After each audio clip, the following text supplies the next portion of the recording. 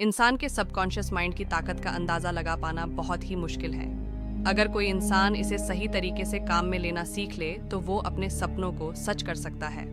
Doctor Joseph Murphy की लिखी book the power of subconscious mind book में हम इन्हीं पावर को एक्सप्लोर करेंगे। कुल 6 पॉइंट की मदद से मन की ताकत को इफेक्टिवली यूज करने के बारे में सीखेंगे। पहला, सबकॉन्शियस माइंड हमेशा सजेशन देता है जिनका उपयोग करके आप लाइफ को बेहतर बना सकते हैं। क्या आपको याद है जब आपने पहली बार बाइक चलाना सीखा तब आपने कितने फोकस के साथ उसकी हर एक्टिविटी को समझा था, लेकिन जब आप बाइक चलाना सीख गए तो उसके बाद आपने कभी इस बात की ओर ध्यान नहीं दिया कि कब ब्रेक लगनी है और कब नहीं, कब स्पीड बढ़ानी है और कब नहीं, क्योंकि अब आपको पहले की तरह फोकस होकर इस एक्टिविटी को नहीं करना पड़ता।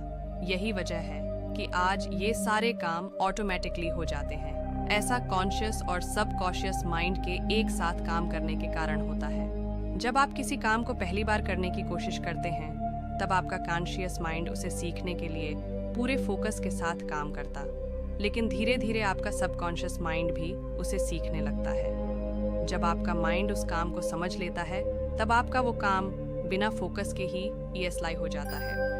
हमारे डेली रूटीन में भी ऐसे बहुत से काम हैं जिन्हें आज हम बिना किसी फोकस के बड़ी ही आसानी से कंप्लीट कर सकते हैं। उनके पीछे की वजह सबकॉन्शियस माइंड ही है।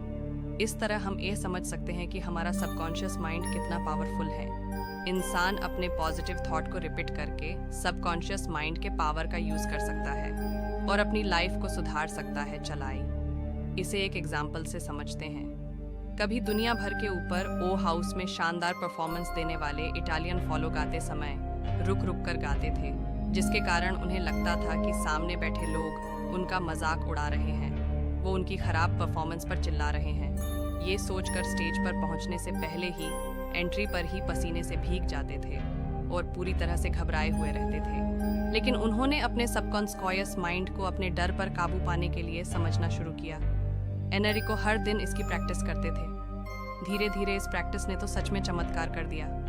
अब एनरिको स्टेज पर जाने से पहले ना तो पसीने से भीगते थे और ना ही घबराते थे। यूरोप और अमेरिका के हर एक फेमस ओपरा में शानदार परफॉर्म किया। इससे पता चलता है कि हमारा सबकॉन्शियस माइंड बहुत पावरफुल होता है। ये इतना पावरफुल है कि इसे जो भी कहा जाएगा ये उसे आपके सामने ही सच कर देगा।